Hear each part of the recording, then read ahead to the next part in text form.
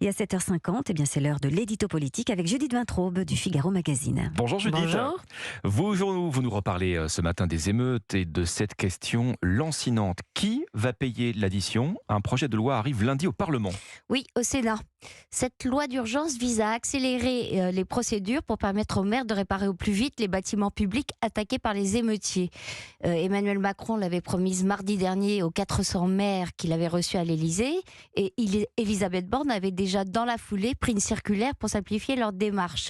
Alors d'après le porte-parole du gouvernement, Olivier Véran, cette circulaire règle déjà 90 à 95% des situations.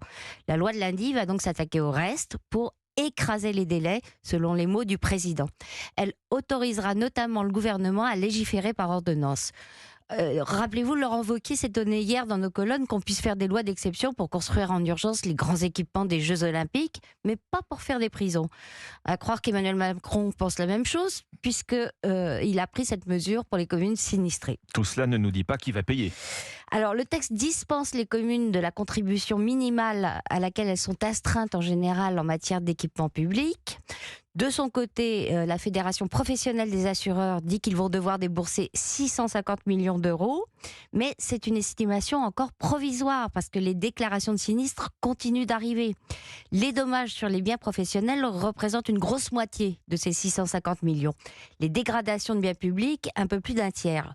Le MEDEF, lui, parle d'1 milliard d'euros de dégâts pour les entreprises, chômage partiel et perte d'exploitation inclus.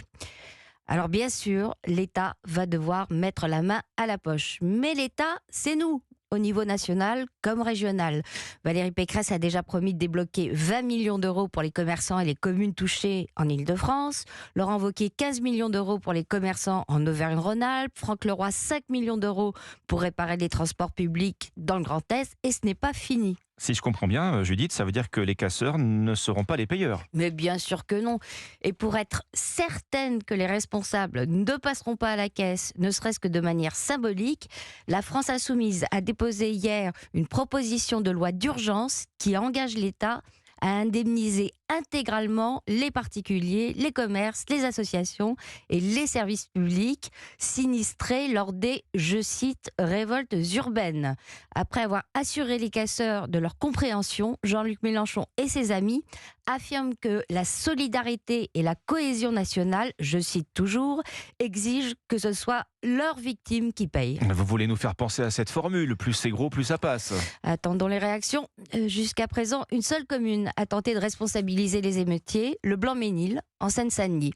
La majorité municipale de droite a voté la suppression de son opération Beach-Ménil, qui est l'équivalent local de Paris-Plage, pour les familles qui n'ont pas les moyens de partir en vacances.